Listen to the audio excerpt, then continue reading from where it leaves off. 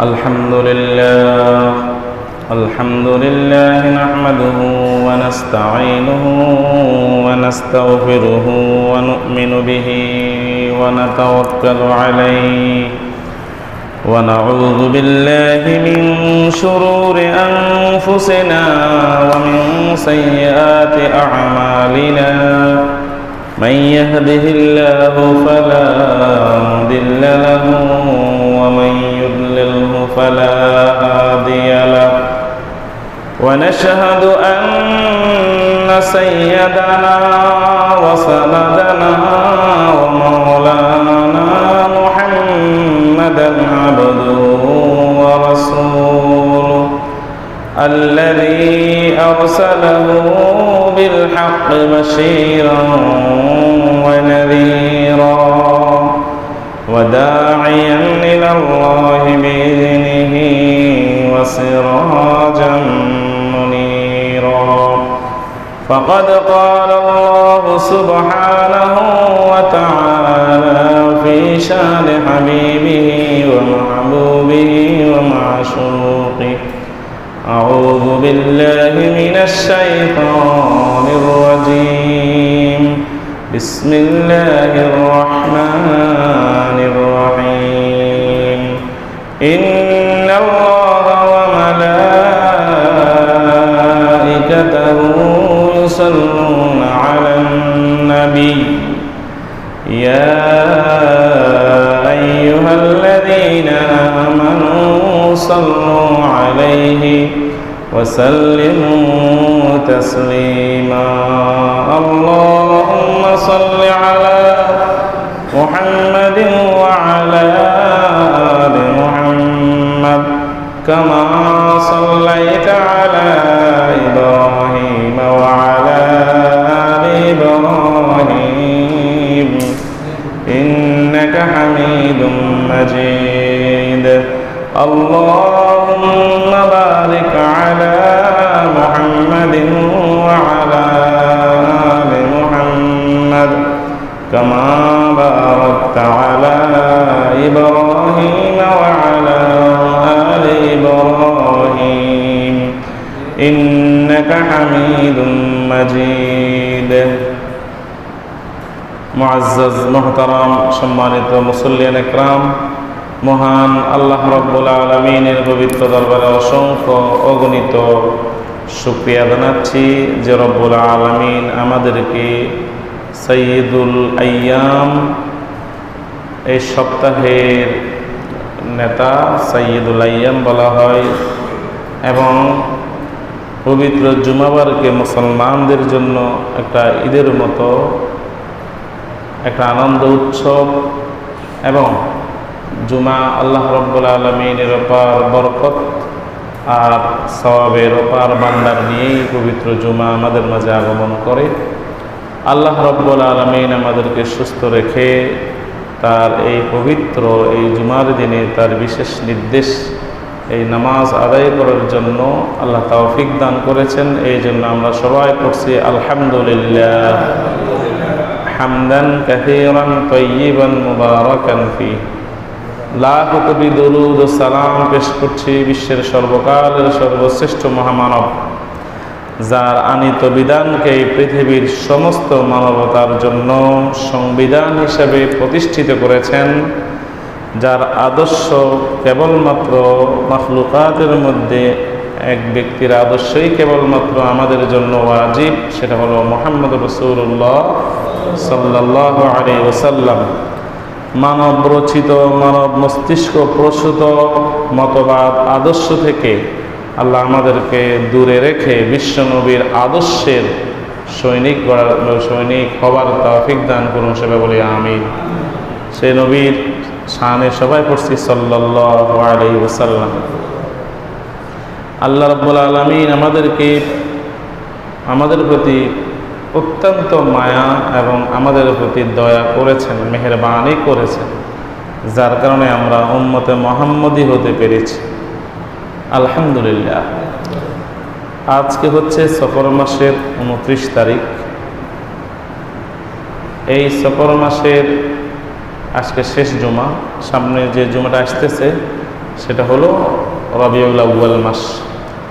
এই রবিউল আউয়াল মাসে আমাদের প্রিয় নবী হযরত মুহাম্মদ সাল্লাল্লাহু আলাইহি ওয়াসাল্লাম দুনিয়াতে আগমন করেছেন, এতে তো কারো সন্দেহ নেই। এই ব্যাপারে আমরা ধারাবাহিক আমাদের আলোচনা চলছিল যে আমরা ইসলামের অন্যতম একটি স্তম্ভ, সেটা হলো নামাজ। এই নামাজের ব্যাপারে আলোচনা করার পূর্বে আমরা আলোচনা করেছি, আমরা শুনেছি যেটাকে বলা হয় মিফতাহুস সালাহ, নামাজের চাবি। নামাজকে বলা হয় জান্নাতের চাবি। তো মনে করেন আপনি আপনার মূল্যবান একটা জিনিস এই জায়গাতে একটা বাক্সের মধ্যে রাখছেন, যে বাক্সটা একটা তালা আছে। এই বাক্সটা যে রুমে রাখছেন সেটারও কি আছে, একটা তালা আছে। কয়টা তালা? দুইটা। মনে করেন সাপোজ মসজিদের বাক্সের মধ্যে টাকা আছে, তো মসজিদের বাক্সের মধ্যে চাবি আছে না, তালা আছে না? এবার মসজিদ বন্ধ করে, সেখানে একটা তালা আছে না? তো বলেন, আপনার কেশির সাহেবের কোষাধ্যক্ষ মহোদয়, ওনার টাকার প্রয়োজন হয়েছে, মনে করেন উনি টাকাটা এখানে রেখে যান, তাহলে ওনাকে টাকা নিতে হলে আগে কিসের চাবি খুলতে হবে? তালা খুলতে হবে। কিসের তালা? মসজিদের তালা। নাকি ওই তালা খোলার আগে তিনি তালাকে খুলতে পারবেন? যে তালা বক্সের মধ্যে টাকা আছে, সেই টাকা নেওয়ার জন্য ওনাকে প্রথমে আরো একটা তালা খুলতে হবে, সেটা হলো মসজিদের তালা। সেটা খোলার পরে তারপরে উনি এখান থেকে কি নেবে, আর এক তালা দিয়ে। ঠিক জান্নাতে যাওয়ার চাবি নামাজ, এ কথা ঠিক আছে। যদি কেউ বলে যে কথা ঠিক নেই, তার কথাই ঠিক নেই। হ্যাঁ, এটাও হাদিসে আছে, লা ইলাহা ইল্লাল্লাহ মুহাম্মাদুর রাসূলুল্লাহ, এটাও জান্নাতের চাবি, এটাও হাদিসে আছে। নামাজ বেহেশতের চাবি, এটাও হাদিসে আছে। এখন কেউ যদি নতুন করে কোনো কিছু বাইর করে, হ্যাঁ, সবাই বলে যে জান্নাতের চাবি তালা না, নামাজ না, নামাজ না। কিছু কিছু মুফাসসির আমাদের দেশে আসে নতুন নতুন, আগে কিছু কিছু আলেম ওলামারা যেগুলো বলে এগুলোকে ওনারা বলে একদম এগুলো নাই। হ্যাঁ, বেদাত যেগুলো, সেগুলোর ব্যাপারে আমরা একমত যে বেদাত নাই, এর কোনো কালে ছিল না। কিন্তু তারা নতুন কথা শুনলে মানুষ মনে করে উনি অনেক বড় আলেম, অনেক বড় কি মুফাসসির, এই জন্য নতুন নতুন কথা বলে। আচ্ছা যাক, তো জান্নাতের নামাজ জান্নাতের চাবি, এই কথাটা হাদিসে আছে। আবার হাদিসে এটাও আছে, কালেমা লা ইলাহা ইল্লাল্লাহু মুহাম্মাদুর রাসূলুল্লাহ, এটাও জান্নাতের চাবি, এটাও হাদিসে আছে। তো নামাজ জান্নাতের চাবি বা বেহেশতের চাবি। যদি আপনি, আমাদের তো মূল লক্ষ্য আল্লাহ সন্তুষ্টি অর্জনের মাধ্যমে জান্নাত যাওয়া। তো সে জান্নাতে যেতে হলে জান্নাতের মধ্যে তালা আছে ধরেন, তো তালা চাবি হচ্ছে কি? নামাজ। সেটা হলো আমাদের মূল জিনিস। যেরকম টাকার বাক্স অথবা স্বর্ণ গহনার বাক্সের উপরে একটা তালা থাকে, সেই তালাটার চাবি হলো এটা। কিন্তু ওই তালা পর্যন্ত, ওই বাক্স পর্যন্ত আসার আগে আর একটা তালা খুলতে হবে, নচেত আপনি এই পর্যন্ত আসতে পারবেন না। অনুরূপভাবে যে চাবি দ্বারা জান্নাত খুলবে, সেই চাবি খোলার জন্য, সেই তালা খোলার জন্য আর একটা চাবি আছে। এই জন্য বলা হয় আত-তাহারাতু মিফতাহুস সালাহ, অথবা আল ওযু ও মিফতাহুস সালাহ। ওযু হচ্ছে নামাজের চাবি, ওয়াস সালাতু মিফতাহুল জান্নাহ, আর নামাজ হচ্ছে জান্নাতের চাবি। সুবহানাল্লাহ। আগে আপনাকে খুলতে হবে নামাজের তালা। নামাজের তালা এটা খুলতে হলে এটার চাবি হলো কি? ওযু। আর এবার যদি আপনি নামাজ ঠিক মতো পড়েন, এবার আপনি জান্নাতের চাবিটা পেয়ে গেলেন। সুতরাং কেউ যদি জান্নাত লাভ করতে চায়, তাহলে সে কি ওযু না করে সে কি জান্নাতে যেতে পারবে? তাহলে বোঝা গেল জান্নাত, ওযু এটা কোনো ইবাদতের সবাবই। আপনি যদি এক প্রকার বলতে পারেন যে নামাজের জন্য ওযু করতে হবে, কিন্তু এটাও একটা স্বতন্ত্র ইবাদত। যে সাবিদি মসজিদ খুলে, সে সাবিদি কি বাক্স খুলবে? মনে রাখতে হবে। বলে আমি ঠিক আছে ওযু করলাম, নামাজ না পড়ি, আমি ডাইরেক্ট জান্নাতের চাবি খুলুন, পারবেন না? না, আপনাকে নামাজ পড়তে হবে। ওযু করার পরে তালাটা খুলিয়ে দিয়েছেন জান্নাতের, মনে করেন দুইটা দাফের মধ্যে আপনি 50% দাফ আগে গেছেন, আর বাকি 50% যদি না, আপনি যদি না আগান, অ্যাডভান্স না হন, আপনি কি জান্নাতের লাভ পাইবেন? সুতরাং আপনি ওযু করছেন, আলহামদুলিল্লাহ। আপনি এখন নামাজের দরজা আপনার জন্য খোলা, ইবাদতের দরজা খোলা। আপনি এবার সেখানে ঢুকে এবার জান্নাতের চাবি তালাশ করেন। সুবহানাল্লাহ। তাহলে আল উযু মিফতাহুস সালাহ ওয়াস সালাতু মিফতাহুল জান্নাহ। উযু হচ্ছে নামাজের চাবি, আর নামাজ কিসের চাবি? হ্যাঁ, এই জন্য উযু এটা কোনো মামুলি, এতদিন পর্যন্ত আলোচনা করার পরে আমরা কি এটা বুঝেছি যে উযু কোনো সাধারণ আমল না, অসাধারণ আমল। আপনি যখন মসজিদে ঢুকতেছেন, উযু যদি ঠিক মতো, আমরা আলোচনার মধ্যে এটা গত আলোচনাগুলো আমরা এটাই জেনেছি, আপনি যদি ঠিক মতো উযু করতে পারেন, নামাজে ঢুকতেছেন কায়াউমিন ওয়ালাদাতু উম্মু খরাজা মিন দুনুবি কায়াউমিন ওয়ালাদাতু উম্মু। আপনি এমনভাবে মাসুম হবেন যেমনিভাবে মনে হয় যেন আজকে আপনার মা আপনাকে জন্ম দিচ্ছে। সুবহানাল্লাহ। সদ্য প্রসূত সন্তান যেরকম মাসুম হয়, উযু করার মাধ্যমে আল্লাহ আপনাকে এভাবে মাসুম বানিয়ে দিবেন। সুবহানাল্লাহ। অত্যন্ত গুরুত্বপূর্ণ ইবাদত, অত্যন্ত গুরুত্বপূর্ণ ইবাদত। এবং আমি গত জুমাতে এটা প্রমাণ করার চেষ্টা করেছি যে শরীয়তগতভাবে যেরকম নামাজের জন্য যেরকম ওযু অপরিহার্য এবং ইবাদত করলে শরীর থেকে গুনাহগুলো ঝরে যায়, এমনকি আঙ্গুলের নখের কোণার মধ্যেও যে গুনাহগুলো লেগে থাকে সেই গুনাহগুলো ঝরে যায়। আল্লাহ নবী বলেছেন যে উযুর শেষ, উযু করে যে অঙ্গ ধুচ্ছেন ওই অঙ্গের মধ্যে শেষ ফোঁটা জমিনে পড়ার আগেই আপনার গুনাহ মাফ হয়ে যায়। আমরা একথা প্রমাণের চেষ্টা করেছি, বিজ্ঞানও বলতেছে এটা, যে ওই অঙ্গের মধ্যে যত প্রকার রোগ আছে উযু করার মাধ্যমে তত প্রকার রোগ জীবাণু ধুয়ে মুছে সাফ হয়ে যায়। ঠিক কি মনে আসেনি আপনাদের? মনে আসেনি? তাহলে উযুটা হচ্ছে আত্মিক এবং শারীরিক পবিত্রতা। সুবহানাল্লাহ। আত্মিক পবিত্রতা তো বুদ্ধি, রুহানি পবিত্রতা, আর শারীরিক পবিত্রতা সেটা বুদ্ধি। ঠিক আছে? আপনি আরো আশ্চর্য হবেন, ওই একটা আমলের কথা আপনি এটা জানেননি, আমল এটা উযু করার পরে সামান্য পরিমাণ উযুর পানি খাওয়া মুস্তাহাব। এটা কি জানেননি আপনারা? হ্যাঁ, মানে আপনি উযু করতেছেন না, উযু সামান্য পরিমাণ পানি খায়া আর কিছু পরিমাণ আপনার কাপড়ের উপরে ছিটকা দেওয়া সুন্নত। কেউ বলছে সুন্নত, কেউ বলছে মুস্তাহাব। তাহলে এই আমলটা জেনে নেন। উযু করার পরে আপনি ফুকুর উযু করতেছেন, ট্যাপ উযু করতেছেন, অথবা যে কোনো উযু করতেছেন, উযুর শেষে সামান্য পরিমাণ পানি আপনি খেয়ে ফেলবেন, অল্প। রোজা অবস্থায় না, আবার রোজার সময় না, এমনি। আবার হুজুরে বলছে রোজার সময় খাওয়ালে না, রোজা তো রোজাই। আপনি রোজা ছাড়াও আপনি সামান্য পরিমাণ পানি খেয়ে ফেলবেন, আর কিছু পানি আপনার লুঙ্গি যদি পরা থাকে, লুঙ্গি অথবা জেটে পরা থাকে, সেটার উপরে একটু ছিটকা দিয়ে দেবেন। এটা মুস্তাহাব। এটা করলে দুইটা উপকার। কয়টা উপকার? দুইটা। ভালো করে শুনুন। প্রথম উপকার হলো ওই যে উযুর পানি, এই পানিটা খাওয়া সুন্নত। আল্লাহ নবী হাদিসের মধ্যে আসছে সাহাবায়ে কেরাম করতেন। ওইটা খাইলে কি হবে, যে ওই উযু পানি খাওয়ার সাথে সাথে মনে হয় যেন আপনি আপনার শরীরের জন্য বিশাল একটা ওষুধ খাইছেন। শরীরের মধ্যে যত প্রকার ওই যে স্টোমাক, যেখানে আপনার পানিটা যায় জমা হয়, ওখানে তো পুরা রোগ জীবাণুর গোডাউন। কি বলেন? আমাদের রোগ জীবাণুর গোডাউন কোথায়? স্টোমাক। কেন জানেন? সেখানে দুনিয়ার সবগুলো সেখানে যায়। আপনারা শুনলে আরো আশ্চর্য হবেন যে স্টোমাক এমন একটি পাওয়ারফুল অঙ্গ। এই যে আমরা অ্যাসিড বলি না, হাইড্রোক্লোরিক অ্যাসিড, এটাকে আপনারা গ্যাস্ট্রিক বলেন। আপনারা আমাদের দেশের মানুষের এটা কি বলে? গ্যাস্ট্রিক। ডাক্তারি ভাষায়, মেডিকেল সায়েন্স, এটাকে কি বলে? Hydrochloric acid. এই হাইড্রোক্লোরিক অ্যাসিড কমলেও সমস্যা, বাড়লেও সমস্যা। এটা আপনার স্টোমাক উৎপাদন করে ডেইলি 1 লিটার। হাইড্রোক্লোরিক অ্যাসিড এত মারাত্মক অ্যাসিড, বিজ্ঞানীরা বলতেছে এটা যদি কোনো স্টিলের উপর রাখে, স্টিল সাথে সাথে গলে যাবে। সুবহানাল্লাহ। এই জানালা কি দিয়ে বানাইছে? লোহা নেই নাকি? এসএস লোহা। লোহার তো আরো শক্ত গিয়া এসএস বা আপনার স্টিল। স্টিল কিন্তু লোহার থেকে শক্ত। বিজ্ঞানীরা বলতেছে এই স্টিলের উপরে যদি হাইড্রোক্লোরিক অ্যাসিড ডালা হয়, এই আপনার এই স্টিলটা মোমের মতো গলে যাবে। সুবহানাল্লাহ।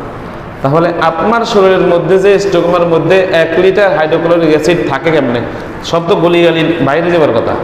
সুবহানাল্লাহ। আল্লাহ তাআলা স্টোমাককে এমন শক্ত ওয়াল দিয়ে বানাইছেন যে হাইড্রোক্লোরিক অ্যাসিড এটাকে ভেদ করতে পারে না। এটা কেন বানিয়েছেন জানেন? এই যে আমরা খাইতেছি দৈনন্দিন জীবনে যা কিছু খাইতেছি, যারা অণুবীক্ষণ যন্ত্রের মাধ্যমে তারা দেখে প্রত্যেকটি জিনিসের উপরে ভাইরাস আছে, প্রত্যেকটি জিনিসের উপরে জীবাণু আছে, মারাত্মক রোগ সৃষ্টিকারী জীবাণু কিলকিল করতেছে। ভিডিওতে দেখেন না যে কলার মধ্যে, এই খানার মধ্যে, সেই খানার মধ্যে, প্রত্যেকটি খানার মধ্যে কি আছে? জীবাণু আছে। যখন আপনি মুখ দিয়ে খান তখন পেটে যাওয়ার সাথে সাথে ওই হাইড্রোক্লোরিক অ্যাসিড সমস্ত জীবাণুগুলোকে একদম পুড়ে শেষ করে দেয়। সুবহানাল্লাহ।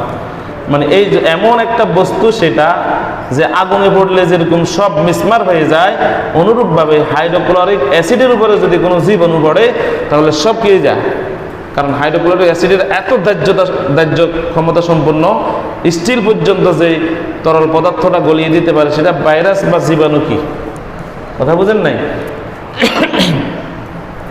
মহান আল্লাহ রাব্বুল আলামিন আমাদের পেটের মধ্যে সেটা দিয়া আমাদেরকে বাঁচা রাখছেন। আমাদেরকে কি রাখছেন? বাঁচা রাখছেন, নচেত আমরা বাঁচবার মতো না। আচ্ছা যাক, তাহলে এই অজু আপনি যখন অজুর পানিটা খেলেন তখন ফ্যাটের মধ্যে গেল, এটা একটা ওষুধের কাজ করবে। এটা দ্বিতীয় হচ্ছে, আমরা অনেক সময় যারা আমরা মনে করি আরে আমি যে পেশাব করছি মনে হয় যেন পেশাবের সটকা মনে হয় আমার শরীর লাগছে, এই ধরনের সন্দেহ ওয়াসওয়াসা আসেনি? বিশেষত যাদের বয়স হয়েছে ওয়াসওয়াসাটা তাদের আরো বেশি, ইয়াং জেনারেশন বর্তমানে আর তাদের আরো বেশি। বিভিন্ন কারণে অনেক সময় দেখা গেছে যে আমরা তো বেশিক্ষণ সময় দিই না, স্ট্যান্ডার মধ্যে একটু সময় দিয়ে দিলে ব্যবহার করছি বা করি না চলে আসে। তো এরকম অনেক সময় মনে হয় যেন আমার শরীর থেকে কিছু একটা বাইর হয়েছে। অনেক সময় দেখা যায় বাইর হইলো আমার মনের মধ্যে ওয়াসওয়াসা, এরে মনে হয় যেন উজু নাই, মনে হয় যেন পেশাব একটু বাইরে গেছে, এরকম আসেনি? এই ওয়াসওয়াসাটা মারাত্মক এবং এই ওয়াসওয়াসাটা গুনাহ। হাদিসের মধ্যে এসে একটা শয়তান আছে, এই শয়তানের দায়িত্ব হলো কোনো মুমিন মুমিনাত যদি উজু করে তার মধ্যে সন্দেহ ঢুকে দিব। কতক্ষণ হবে এরে লাগে উজু নাই, এরে লাগে পেশাব গুদ্রে বাইরে গেছে। এটা একটা স্পেশাল শয়তানকে মূল শয়তানে কি করে দায়িত্ব দিয়ে দেয়, কারণ ওয়াসওয়াসা ঢুকে দিলে আপনার ইবাদত শেষ। এই জন্য ইসলাম বলতেছে না, তুমি উজু করার পরে তোমার হাতের মধ্যে কিছু পানি আছে না, এই পানিটা তোমার লুঙ্গির উপরে অথবা পায়জামার উপরে এটাকে ছিটকা দাও। ছিটকা দিলে কি হবে? তখন যখন দেখবে একটু ভিজা ভিজা, তখন তুমি মনে করবা ও এটা তো ভিজা এই জন্য হয়েছে যে আমি এখান থেকে পানি ছিটকা দিয়েছি, আমার ওই পানির ছিটকা পড়িয়ে না ভিজা, এটা তো আমার পেশাবের ভিজানো। তাহলে আপনার ওয়াসওয়াসা দূরে যাবে। দেখছেন ইসলাম কত সাইকোলজিক্যাল মানে মুমিনদের জন্য চিন্তা করে। তাহলে এটা এত খুব গুরুত্বপূর্ণ একটা মুস্তাহাব, কিন্তু বড় ওয়াসওয়াসা থেকে আপনারা কি করে দেবেন?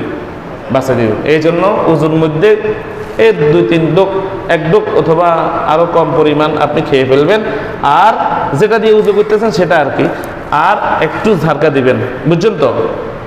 কোন লুঙ্গির বা পায়জামার কোন জায়গাতে আপনি ঝাঁকড়া দিবেন এটা বুঝছেন তো আপনারা? তখন আশেপাশে তখন আপনি বুঝবেন যে আপনার এখান থেকে যে একটু পানি লাগছে সেটা আপনি যে এভাবে ঝাঁকড়া দিয়েছেন ওই পানি, নচেত আপনার মনের মধ্যে সারাদিন ওয়াসওয়াসা আসবে, আরে আমার মনে হয় আমার উজু নেই, আমি যে উজু করছি অথবা আমি যে নামাজ পড়ছি মনে বিনা উজুতে, এই যে ওয়াসওয়াসা ঢুকছে, এটা ওয়াসওয়াসা, এটা মারাত্মক রোগ একদম। ওয়াল্লাহি আল্লাহর কসম করে বলতেছে, বাস্তব ঘটনা।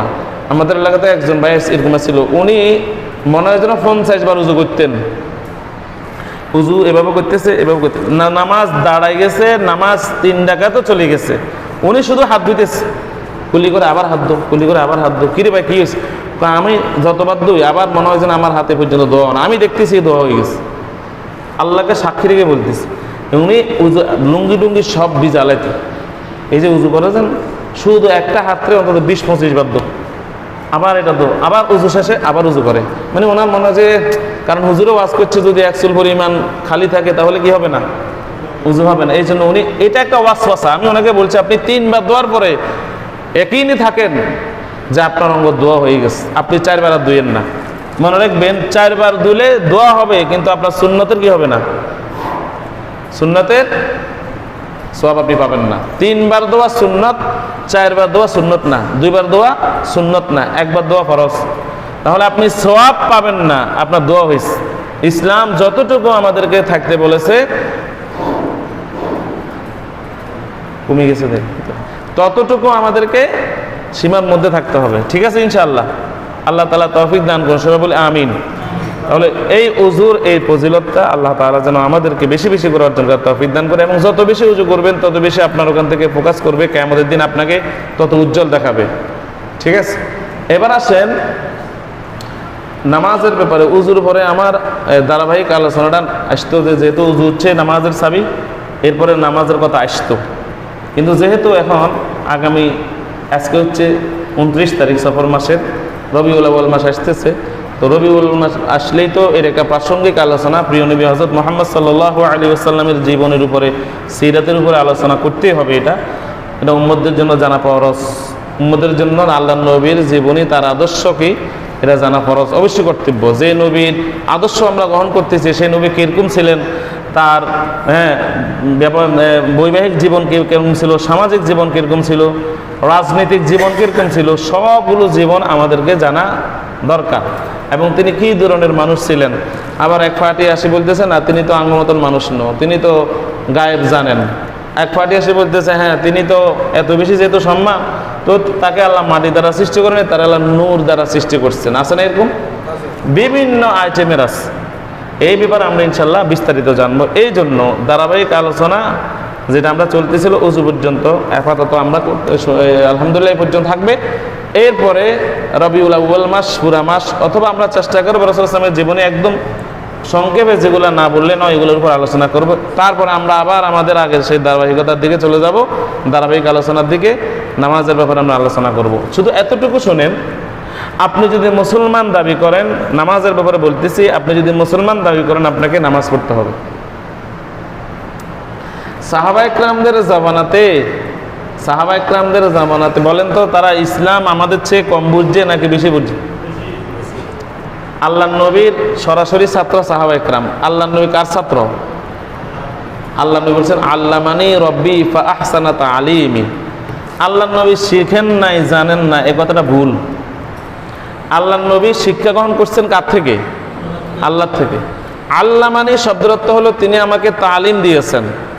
আল্লামানি রব্বি ফা আহসানা তালিমি, তিনি আমাকে কতই না উত্তম তালিম দিয়েছেন।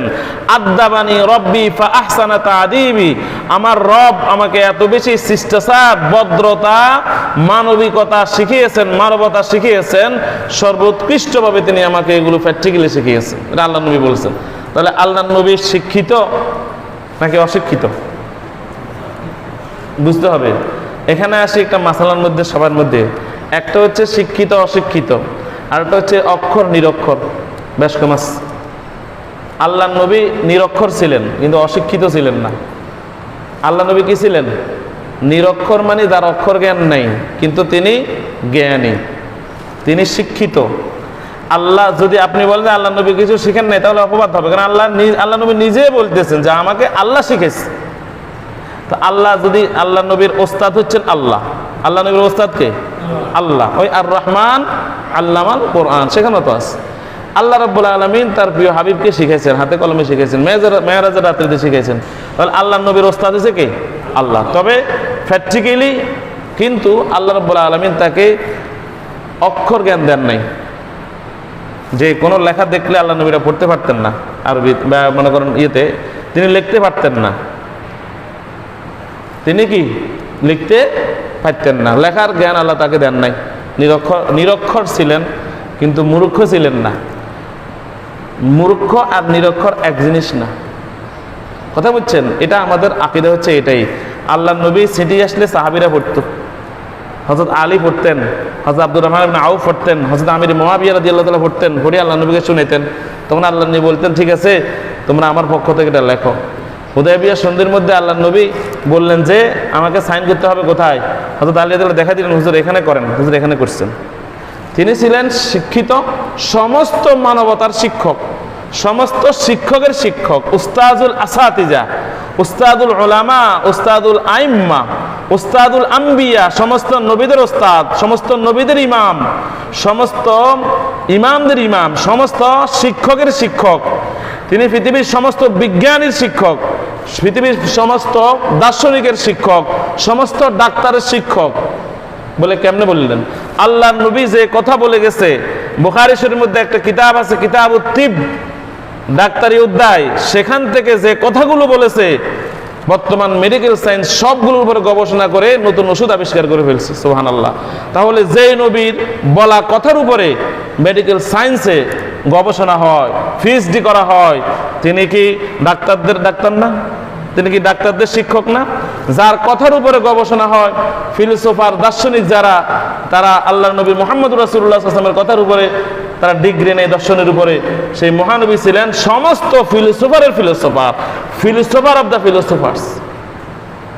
এরপরে শিক্ষকের শিক্ষক, মানবতার শিক্ষক এবং সমরবিদদের শিক্ষক, প্রশাসন যারা প্রশাসন চালায় প্রশাসকদের শিক্ষক। কয়টা বলবো? একমাত্র পৃথিবীতে আল্লাহর নবী মুহাম্মদ রাসূলুল্লাহ হলেন এমন ব্যক্তি যাকে আল্লাহ রাব্বুল আলামিন মানব জাতির, একজন মানুষের যত প্রকার গুণ থাকতে পারে সমস্ত গুণ ফুলফিল দান করেছেন। সুবহানাল্লাহ। একজন সাধারণ মানুষ একটা বিষয়ে পারদর্শী। এই যে বলেন সাপোজ একজন ডাক্তার কি মানুষের পুরো শরীরের একদম বিশেষজ্ঞ হতে পারে? একটা অংশের। উনি চক্ষু বিশেষজ্ঞ, উনি গ্যাস্ট্রোলজির বিশেষজ্ঞ নন, উনি নিউরোলজিস্ট না, উনি হচ্ছে চক্ষু চিকিৎসক। উনি শুধু চক্ষু লই আছে। আরেকজন আছে নাক গলা লই, সারা জীবন শেষ হয়ে যায়, তারপরে চোখের চিকিৎসায় শেষ করতে পারে না উনি একটা সাইডে আছে। আরেকজন আছে নাক গলা নিয়ে, আরেকজন আছে গ্যাস্ট্রোলজি নিয়ে, আরেকজন আছে আপনার অর্থোপেডিক্স নিয়ে, আছে না এরকম? আরেকজন নিউরোলজিস্ট, শুধু উনি এগুলা নিয়ে, স্নায়ু এগুলা নিয়ে উনি কাজ করে, সারা জীবনও শেষ করতে পারে না। তাও একজন হচ্ছে মনে করেন উনি ভালো ডাক্তার কিন্তু উনি ভালো ইঞ্জিনিয়ার নন। একজন ভালো ইঞ্জিনিয়ার, একজন ভালো ডাক্তার নন। একজন ভালো ডাক্তার একজন দার্শনিক নন। একজন ভালো ডাক্তার একজন বিজ্ঞানী নন, একজন বিজ্ঞানী আবার একজন ইঞ্জিনিয়ার নন। এরকম আছে না? কিন্তু মুহাম্মদ রাসূলুল্লাহ এমন একজন ব্যক্তিত্ব, তিনি একসাথে যতগুলো মানুষের যত কোয়ালিটি থাকতে পারে, যত সাইডের কোয়ালিটি থাকতে পারে, প্রত্যেকটি সাইডের পরিপূর্ণ কোয়ালিটির সম্পূর্ণ মালিক আল্লাহ রাব্বুল আলামিন দিয়ে দিয়েছেন হযরত মুহাম্মদ রাসূলুল্লাহ সাল্লাল্লাহু আলাইহি ওয়াসাল্লাম। তিনি একজন শ্রেষ্ঠ ইঞ্জিনিয়ার, একজন শ্রেষ্ঠ ডাক্তার, একজন শ্রেষ্ঠ রাষ্ট্রপতি, ঠিক না ঠিক ভাই? একজন শ্রেষ্ঠ রাজনীতিবিদ, ঠিক না? এটা এই কথা বলে আমরা একটু বলেন যে হুজুর রাজনীতির কথা কইেন না। রাজনীতি কি? ঠিক আছে, আমি আপনার কথা বললাম। রাজনীতি হয়তো আপনারা মনে করেন ইসলামের রাজনীতি নাই না, ধরেন নাই থাকলে হুজুর এখান থেকে যদি ইসলামের রাজনীতির কথা এখান থেকে বলে, হুজুর রাজনীতির কথা বলিয়েন না, কোরআন হাদিসের কথা কম, ওয়াজ মাহফিলে বলেন এরকম। আচ্ছা, আমি আপনাদের একটা যুক্তি দিই। যুক্তিটা হলো, যদি ইসলামে রাজনীতি না থাকে, আপনি মুসলিম হিসেবে আপনি কেন রাজনীতি করেন? যেহেতু আপনি জানেন যে ইসলামের রাজনীতি হারাম, তো হুজুরুল্লাহ হারাম হলে, ইমাম সাহেবুল্লাহ, খতিব সাহেবুল্লাহ হারাম হলে মুসল্লিল্লাহ কি জায়েজ নেই? জায়েজ হলে সবাই জায়েজ, হারাম হলে সবার জন্য হারাম। তো হুজুর রাজনীতির কথা বলিয়েন না। তো রাজনীতির কথা যদি বলা আপনার দৃষ্টিতে হারাম হয়, আপনিও জীবনে রাজনীতির কথা বলতে পারবেন না, কারণ হুজুরের জন্য হারাম হলে আপনারও হারাম। হুজুর তো কোনো নির্দিষ্ট রাজনীতি দলের কথা বলতেছে না, ইজমালি রাজনীতির কথা বলতেছে। যদি ইসলামে রাজনীতি হারাম হয়, তাহলে বলেন যে জিনিস ইসলামে হারাম সেই জিনিস সবার জন্য হারাম কিনা? ইমাম সাহেব বললে হারাম, মুসল্লিল্লাহ হারাম। আর যে জিনিস ইসলামে জায়েজ আছে সেটা ইমাম সাহেব বললে জায়েজ, মুসল্লিল্লাহ জায়েজ। সুতরাং যারা বলেন ইসলামে রাজনীতি নাই, তো ইসলামে রাজনীতি না থাকলে আপনি কেন রাজনীতি করেন? আপনি কেন ইসলামিক কাজ করেন? আমার জবাব দেন। আপনি তো একজন ইসলামিস্ট না, আপনি তো মুসলিম না। আপনি আগেই বলেছেন যে ইসলামে কোনো রাজনীতি নাই। তো আমি বলি, ইসলামের রাজনীতি থাকলে আপনি তো নিজেকে মুসলিম দাবি করেন। আপনি যে জিনিস ইসলামে নাই, কোরআনে নাই, হাদিসে নাই, সেই জিনিস আপনি কেন করেন? উত্তর দেওয়া যাবে? উত্তর দেওয়া যাবে? এগুলো হচ্ছে হিংসাত্মক। এগুলা কি? হিংসাত্মক। হ্যাঁ, বুঝের, মাশাআল্লাহ, বুঝের অভাব, হিংসাত্মক, বুঝের অভাব। আমার কথা হচ্ছে, রাজনীতি ইসলামে থাকলে সবাই করবে। এটা যদি আপনি মনে করেন আল্লাহর নবীর রাজনৈতিক জীবনও ছিল, আল্লাহর নবী প্রেসিডেন্টও ছিলেন, সরকার প্রধান ছিলেন না? আল্লাহর নবী সেনাবাহিনীর প্রধান ছিলেন কিনা? 27টা যুদ্ধে তিনি কমান্ডার ছিলেন সরাসরি। 27 যুদ্ধে, 52টা যুদ্ধে তিনি সরাসরি এবং প্রত্যক্ষভাবে তিনি কমান্ডিং করেছেন। তিনি রাষ্ট্রের সিংহাসনে তিনি রাষ্ট্রপতিও ছিলেন, আবার যুদ্ধের ময়দানে তিনি চিফ কমান্ডার ছিলেন, সেনাপতি, সেনাবাহিনীর প্রধানও ছিলেন, আবার ডাক্তারের যখন আসছে সাহাবা একরাম কোনো অসুখ নিয়ে, তিনি এমনভাবে ট্রিটমেন্ট দিয়েছেন যে সাথে সাথে রোগী সুস্থ হয়ে গেছে। তিনি ডাক্তারও, তিনি ইঞ্জিনিয়ারও, তিনি ফিলোসফারও, তিনি সোশ্যাল মেকার, সমাজ বিনির্মাণ, মানে যিনি বিনির্মাণ করেন, তিনি সব সাইডের একজন কমপ্লিট পরিপূর্ণ একজন মানুষ। সুবহানাল্লাহ।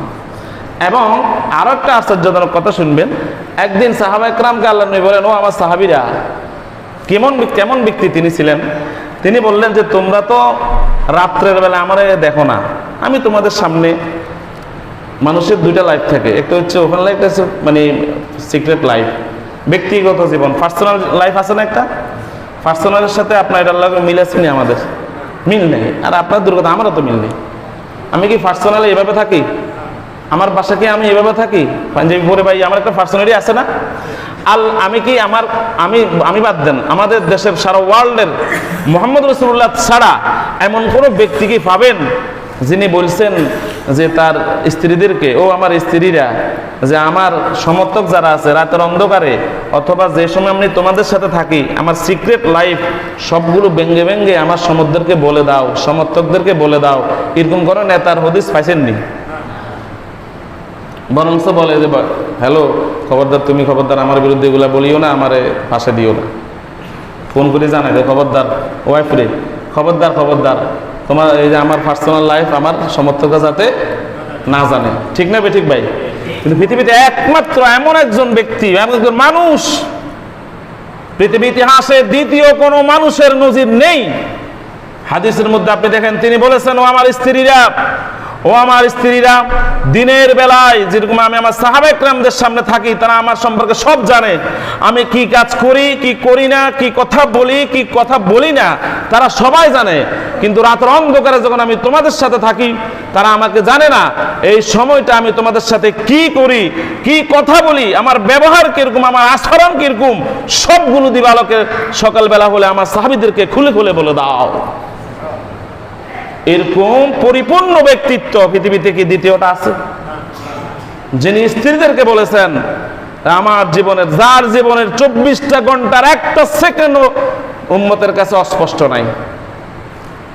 আপনাকে আর একটা তথ্য দিই, হাদিস 12 লক্ষের উপরে আল্লাহ নবীর হাদিস আছে। কয় লক্ষ? 12 লক্ষ হাদিস, 6 লক্ষ রাবি। রাবি মানে কি? যারা হাদিস বর্ণনা করে। 6 লক্ষ রাবি মুহাম্মদ রাসূলুল্লাহ সাল্লাল্লাহু আলাইহি ওয়াসাল্লাম সম্পর্কে অনুবীক্ষণ যন্ত্র, দূরবীক্ষণ যন্ত্র সব দিয়ে দেখে যে মুহাম্মদ সাল্লাল্লাহু আলাইহি ওয়াসাল্লামের কোনো দোষ আসেনি। কি কম? তখনকার থেকে এ পর্যন্ত সাতেমা রাসূল যারা আল্লাহ নবীর সাথে যারা বেয়াদবি করে, আল্লাহ নবীর ব্যঙ্গাত্মক কার্টুন যারা চাপায় এবং যারা নবীর বিরুদ্ধে কথা বলে, তারা তো সার্বক্ষণিক চেষ্টা আছে, পুরো ইতিহাস ঘেটে দেখছে যে কোনো দোষ পায় কিনা মুহাম্মদ রাসূলুল্লাহ। কি বলেন? গবেষণা কি কম হয়েছে না বেশি হয়েছে? অনেক সময় সুনামের জন্য না বদনামের জন্য গবেষণা করে, দেখি এখান থেকে এনে কিছু এদের ফাঁস করে দিতে পারে কিনা। আপনি আশ্চর্য হবেন, মুহাম্মদ রাসূলুল্লাহ সাল্লাল্লাহু আলাইহি ওয়াসাল্লাম, আচ্ছা ওনার জীবন নিয়ে গবেষণা হয়েছে, ওনার কথাগুলো যারা মানুষের নিকট এনে দিয়েছে, সেই 6 লক্ষ রাবীদের জীবন নিয়েও গবেষণা হয়েছে। সুবহানাল্লাহ।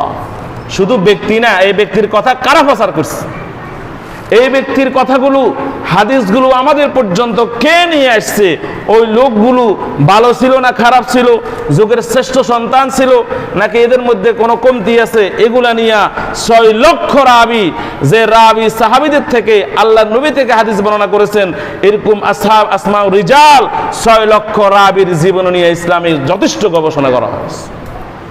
তাহলে যে ব্যক্তির কথাগুলো যারা প্রচার করছে, তাদের জীবনে নিয়ে যদি এত গবেষণা হয়, ওই ব্যক্তির ব্যাপারে কি গবেষণা কি কম হয়েছে না বেশি হয়েছে? আল্লাহু আকবার, আল্লাহু আকবার।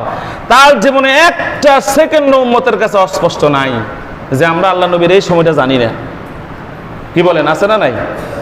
সবগুলো স্পষ্ট উম্মতের সামনে, এবং কিয়ামত পর্যন্ত ওপেন থাকবে, স্পষ্ট থাকবে।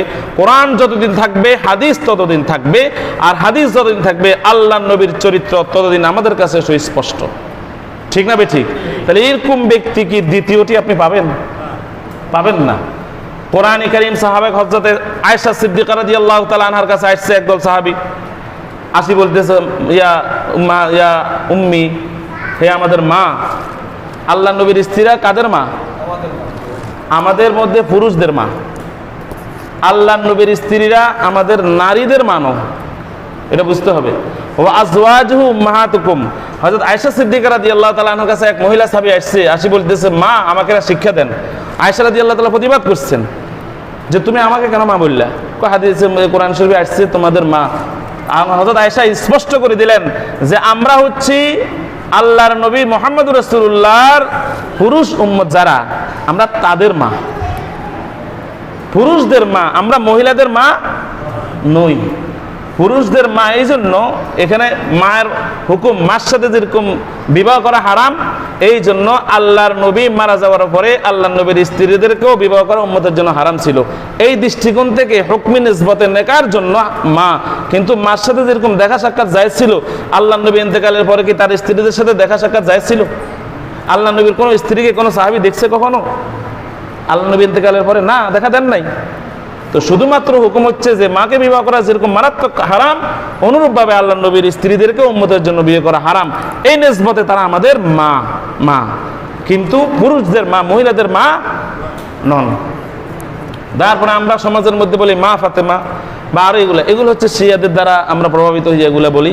এগুলোর মধ্যে আসলে কোনো শরীয়তের কোনো ইয়ে নেই। আল্লাহর নবী মুহাম্মদ রাসূলুল্লাহ সাল্লাল্লাহু আলাইহি ওয়াসাল্লাম বলেছেন, যখন ওই যে আমাদের দেশে আছে না, কে বাপের পূজা করে, কে মার পূজা করে, ওই হিন্দুরা নিচে মারে, মুসলমানরা নিচে বাপরে। কি করেন আপনার মনে হয় জানেন না? আরে বন্ড বাপে, ওই যে বাবা, ওই যে বন্ড মাজার টাজার আছে না, আমার বাবা কইছে, বাবার দরবারে যাই, কি বলেন, বাবা বন্ড আছে না নাই? অনেক না কম? অনেক বেশি আছে। বাবার দরবার বন্ড বাবার দরবার বেশি। তো তারা নিচে, আর হিন্দুদের যত দেবতা আছে, যত ইয়া আছে, সবগুলো নারী, যত পূজা আছে সব নারীদেরকে কেন্দ্র করে। দেখেন আপনি, তারা বলে মা। মুসলমানদের এক পক্ষের মুসলমান যারা মুসলমান দাবি করে মুশরিক, তারা বলে বাবা। হিন্দুরা নিচে মা, আমরা মুসলমানরা কি নিছি? বাবা। তা আল্লাহ নিচে কে তাহলে? আমাদের কি মা নেব না বাবা নেব না আল্লাহকে নিব? আল্লাহ। ইবাদতের জন্য আমাদের কোনো বাবার প্রয়োজন নাই, ইবাদতের জন্য আমাদের মায়েরও প্রয়োজন নাই। আমাদের কার প্রয়োজন? আল্লাহ। আমরা কোনো বাবার দরবার নাই, আমাদের আল্লাহর দরবার আছে। আমাদের কোনো মার দরবার নাই, আমাদের আল্লাহর দরবার আছে। বাবার দরবারে যাইয়া সেজদা দেব, বাবার দরবারে যাইয়া নজরানা দেব, যারা করবে তাদের সাথে হিন্দুদের সাথে কোনো পার্থক্য নাই। যারা মাজারে সেজদা দেন, যারা মাজারে সেজদা দেয়, যারা মাজারে মানত করে, যারা মাজারকে দোয়া কবুল স্থান হিসাবে আকীদা করে, তাদের সাথে হিন্দুদের সাথে কোনো পার্থক্য নাই। কারণ হিন্দুরা কি বলে শুনেন, তারাও আল্লাহরে স্বীকার করে, তারা আল্লাহ আছে এটা মানে না। আল্লাহ একজন আছে উপরে, ভগবান, এটা কিন্তু তারা স্বীকার করে। কিন্তু তারা বলে যে আমরা আল্লাহরে স্বীকার করি, কিন্তু আল্লাহরে পাইতে হলে আমাদের মূর্তির মাধ্যমে পাইতে হবে। মূর্তির মধ্যে আল্লাহ আসে, এখানে আল্লাহ সওয়ার হয়। আমরা যদি মূর্তি পূজা করি, আমরা আল্লাহরে সন্তুষ্ট করলাম, তাহলে আল্লাহ অথবা ভগবানকে পেতে হলে আমার দেবদেবীরে কি করতে হবে? পূজা করতে হবে। তাদের আকীদা এটা। আর আমাদের বর্ণ মাজারিদের আকীদা কি? তারা বলতেছে যে আল্লাহ তাআলা যেরকম একটা অফিসে যাইতে হলে মিডিয়া লাগে, প্রধানমন্ত্রীর সাথে দেখা করতে হলে ফিস লাগে, বা একটা মিডিয়ার মাধ্যমে আমরা যে দেখা করি। তো সুতরাং আল্লাহ তো মহাসম্রাট, মহাশক্তিধর রব, আল্লাহর সাথে আমরা সরাসরি কথা বলতে পারবো না, সরাসরি আল্লাহর কাছে কিছু বলতে পারবো না। এই জন্য আমরা মিডিয়া হিসাবে আমাদের এই বাবাদেরকে দাঁড় করাই। নাউজুবিল্লাহ পড়েন না। তাহলে হিন্দুদের আকীদার সাথে মুসলমানদের আকীদার এই পর্যায়ে মুসলমানদের আকীদার কোনো অমিল আসেনি নাকি মিল আছে? তারা ইবাদত করে কি আমরা ভগবানকে মানি, বাকি ভগবানকে পেতে হলে আমাদের মুক্তির দরকার আছে। আবার মুসলমানদের মধ্যে এক প্রকার মুসলমান মনে করে যে আমরা সরাসরি আল্লাহর তো জান্ন, আল্লাহ সরাসরি দেখা দেবে না, আল্লাহ সরাসরি আমাদের কথা শুনবে না, আমাদের দোয়া কবুল করবে না, আমাদের বাবাদের মাধ্যমে আমরা আল্লাহরে ধরবো, আল্লাহর কাছে আমাদের দোয়া করব। তাহলে বলেন এই কিসিমের মুসলমানদের সাথে আর হিন্দুদের আকীদার সাথে কি অমিল আপনি পান? আমি তো কোনো অমিল পাই না। তাহলে তারা মুশরিক না? আল্লাহ রাব্বুল আলামিন আর তার রাসূল মুহাম্মদ রাসূলুল্লাহ সাল্লাল্লাহু আলাইহি ওয়াসাল্লাম, তার সাহাবায়ে কেরাম এবং হক্কানি আলেম ওলামা যারা আছে, আমরা তারা আছি, তারা কোনো কিছু দরকার হলে আল্লাহর মধ্যস্থতাকারী দরকার আছে কিছু? আল্লাহকে পেতে হলে কোনো মিডিয়া দরকার আছে? না, সরাসরি আপনি আল্লাহকে ইয়ে করেন। তাহলে যদি আল্লাহকে দরকার, যদি মিডিয়া থাকতো, তাহলে তো আপনি মিডিয়ার সেজদা দেন আগে। তো মিডিয়া আল্লাহর সেজদা দিবে, আপনি আল্লাহর সেজদা দিতেন। আর এটা শিরক না? আমরা সেজদা কাকে দিই? সরাসরি বলেন, সরাসরি কাকে দিই? প্রত্যেক দিন 32 বার বলেন ইয়াকা না'বুদু ওয়া ইয়াকা নাস্তাইন। অর্থটা কি জানেন? যেমন আমি উদাহরণ দিই, আপনাকে একজনে জিজ্ঞাসা করছে যে ভাই তুমি কি দিয়ে ভাত খাইছ? আপনি বলছেন আমি মাছ দিয়েও খাইছি। কথাটা উত্তরটা খেয়াল করিয়েন, কি দিয়ে ভাত খাইছ? মাছ দিয়েও খাইছি। আর একজনকে উত্তর উনি বলতেছে শুধু মাছ দিয়ে খাইছি। বলেন উত্তরের মধ্যে পার্থক্য আসেনি? প্রথমটা হলো অনেকগুলো তরকারি আছে, তার মধ্যে মাছ দিয়েও খাইছি, মাছের একটা তরকারি। পরের উত্তর হলো না, কোনো তরকারি নেই, শুধু কি আছে? সুতরাং ইয়াকা না'বুদু, যদি ইয়া শব্দটি না আসতো তাহলে হয়তো আমরা আপনারাও ইবাদত করি, অন্যরাও ইবাদত করি, আপনারাও ইবাদত করি, মূর্তি পূজা করি, আমরা যাই মাজারও যাই হাতা করে সেজদা করি, আপনারাও সেজদা করি, অন্যরাও ইবাদত করি, আপনারাও ইবাদত করি। কিন্তু এখানে ইয়াকা, এখানে মাফুল শব্দটি আল্লাহ রাব্বুল আলামিন ফেল ফাইলের আগে এনেছেন, মানে হচ্ছে না, শুধুমাত্র কেবলমাত্র আপনারই ইবাদত করি, আপনারও ইবাদত করি না, আপনারই ইবাদত করি। বুঝাচ্ছে? আপনারও ইবাদত করলে হবে কি, আরো কত মানুষের ইবাদত করি, আরো কত জনের ইবাদত করি, আরো কত দরবারে যাই, কিন্তু আপনারই ইবাদত করি, আপনার দরবারেই শুধুমাত্র যাই। এটার দ্বারা শুধু এক খালেকের ইবাদত করা বোঝায়। আর আপনারও ইবাদত করি মানে অন্যেরও ইবাদত করি, আপনারও ইবাদত করি। এখানে শিরক আছে না? এই জন্য প্রত্যেক দিন 32 বার বলতেছে আল্লাহ কোনো মাজারে না, কোনো কারো কাছে না, প্রত্যেক দিন আপনারও ইবাদত করি। এবং ওয়া ইয়াকা নাস্তাইন, অন্য কারো কাছে সাহায্য প্রার্থনা করি না, কারো কাছে আমার হাজত পূরণের জন্য আবদার করি না, একমাত্র আপনার কাছেই সাহায্য প্রার্থনা করি। এটার নাম ইসলাম। সুবহানাল্লাহ। আল্লাহ রাব্বুল আলামিন আমাদেরকে আমল করার তৌফিক দান করুন, সবাই বলি আমিন। বাকি কথাগুলো আল্লাহ নবীর, আপনাদেরকে আরেকটা উৎস দিয়ে আমি শেষ করে দিচ্ছি। আল্লাহ রাব্বুল আলামিন আমরা দুনিয়াতে আসার আগে 3টে সমাবেশ করছেন, কোরআন শরীফে আছে। আগামী জুমাতে ইনশাআল্লাহ আমি প্রমাণ সহ নিয়ে আসবো। কয়টা সমাবেশ? একটা হলো আম সমাবেশ, একটা পার্টি বলছে একদম পুরা জেলার সবাই নিয়ে কি করছে, জনসভা করছে। আর একটা শুধু প্রেসিডেন্সিয়াল, যারা প্রেসিডেন্ট আছে, প্রেসিডেন্সিয়াল একটা কাউন্সিল আছে না, যে এখানে প্রেসিডেন্সিয়াল সদস্য হচ্ছে 10 জন, শুধু তাদেরকে নিয়ে কি করা, মিটিং করা। তাহলে দুটোটার মধ্যে বেশ কম আছে না নাই? একটা হচ্ছে পুরো আম জনতা নিয়ে মিটিং, আর একটা হচ্ছে শুধুমাত্র প্রেসিডেন্টদেরকে নিয়ে মিটিং। আল্লাহ রাব্বুল আলামিন 3টা সমাবেশ করছেন দুনিয়াতে আসার আগে। একটা সমাবেশ করছেন পুরা সমস্ত মানুষদেরকে নিয়ে, একদম আদম আলাইহিস সালাম থেকে শুরু করে কিয়ামতের আগে যে লোকটা দুনিয়াতে আসবে তাকে সুদ্ধা আল্লাহ রাব্বুল আলামিন আলমে আরওয়ার মধ্যে একটা সমাবেশ করছেন। সেখানে তিনি একটা জিনিসের স্বীকৃতি নিয়েছেন তাদের থেকে। এরপরে তাদের পরে সমস্ত নবী রাসূলদেরকে নিয়ে 1.25 লক্ষ নবী রাসূল পৃথিবীতে আসছেন কম বেশ। এই 1.25 লক্ষ নবী রাসূলদেরকে নিয়ে স্পেশাল একটা মিটিং করছেন আল্লাহ। এটা হচ্ছে একটা সমাবেশ, ঠিক আছে। এরপরে নির্দিষ্ট একটা জাতিকে নিয়ে একটা মিটিং করছেন। মোট কয়টা? 3টা। এই 3টা সমাবেশে 3 ধরনের অঙ্গীকার আল্লাহ রাব্বুল আলামিন, দুই জায়গাতে অঙ্গীকার নিয়েছেন, তৃতীয় যেটা করছেন সেটার অঙ্গীকার কেন পালন করলো না সেটার জবাব চাইছেন। মোট 3টা সমাবেশ করছেন। ইনশাআল্লাহ আমরা আগামী জুমাতে সেই সমাবেশ সম্পর্কে জানবো। সেই প্রথম সমাবেশে কি সম্পর্কে আল্লাহ অঙ্গীকার নিয়েছেন, দ্বিতীয় সমাজে স্পেশাল যে সমাবেশটা ছিল নবী রাসূলদেরকে নিয়ে সেখানে কোন বিষয় অঙ্গীকার নিয়েছেন, তৃতীয় যে সমাবেশ কোন জাতিকে আল্লাহ উদ্দেশ্য করে সমাবেশ ডেকেছেন এবং তাদের থেকে তারা কেন পালন করেন এর জন্য কবিয়ত চাইছেন। এই কথাগুলো ইনশাআল্লাহ আমরা আগামী জুমাতে জানবো। আল্লাহ রাব্বুল আলামিন আমাদেরকে তৌফিক দান করুন। আপনাদের কাছে একটা অনুরোধ, রবিউল আউয়াল মাস আসতেছে, আপনারা সবাই একটা কিতাব কিনে নেবেন। আর রাহিকুল মাখতুম, আল্লামা সফিউর রহমান মুবারকপুরি রহমতুল্লাহ আলাইহি এটা লিখছেন, পৃথিবীর শ্রেষ্ঠ একটা সিরাত গ্রন্থ। এটা কিনে নেবেন সবাই। আমরা বিভিন্ন জীবনী কিনি, অন্য আপনার পছন্দের মানুষের জীবনে আপনি কিনেন, আমার কোনো আপত্তি নেই। কিন্তু আপনার সবার চেয়ে প্রিয় মানুষ মুহাম্মদ রাসূলুল্লাহ সাল্লাল্লাহু আলাইহি ওয়াসাল্লাম, তার জীবনী তো আপনার ঘরে নাই। কিসের আজেবাজে মানুষের গল্প, আবার নাট্যকারের জীবনে দিয়া গর্বর্তি করে ফেললেন। যে মানুষটা কবরেও যে মানুষটার ব্যাপারে প্রশ্ন করা হবে, যে মানুষটার ব্যাপারে হাসরেও প্রশ্ন করা হবে, যে মানুষটা আপনার মা বাবা আপনাকে ছেড়ে দেবে, আপনার সন্তান আপনাকে ছেড়ে দেবে, আপনার থেকে ফালাবে, কিন্তু যে ব্যক্তি কবরেও আপনাকে সহযোগিতা করবে, যে ব্যক্তি হাসর ময়দানেও আপনার কাজে লাগবে, সেই ব্যক্তির জীবনে কি পড়া দরকার আছে না? ইনশাআল্লাহ আপনারা সবাই আর রাহিকুল মাকতুম এই কিতাবটি কিনে নেন। এটা হচ্ছে সর্বশ্রেষ্ঠ বিশ্ববিখ্যাত, আমাদের ভারতের একজন লেখক লিখছেন শফিউর রহমান মোবারকুর রহমতুল্লাহ আলাই। আর রাহিকুল মাকতুম বিশ্ববিখ্যাত একটা সিরাত গ্রন্থ। আশা করি আপনারা অনলাইনে অর্ডার দিলেও পাবেন অথবা লাইব্রেরিতে পাবেন। আল্লাহ নবীর পুরা জিন্দিগিটা এখানে নিয়ে এসছে, সুবহানাল্লাহ। কিনবেন না ইনশাআল্লাহ? এটার পর একটা ঘোষণা আছে, ইনশাআল্লাহ পরবর্তীতে আমরা দেবো। আল্লাহ তাআলা আমাদের আমল করার তৌফিক দান করুন। যারা সুন্নাত পড়ে নেন। আসসালামু আলাইকুম।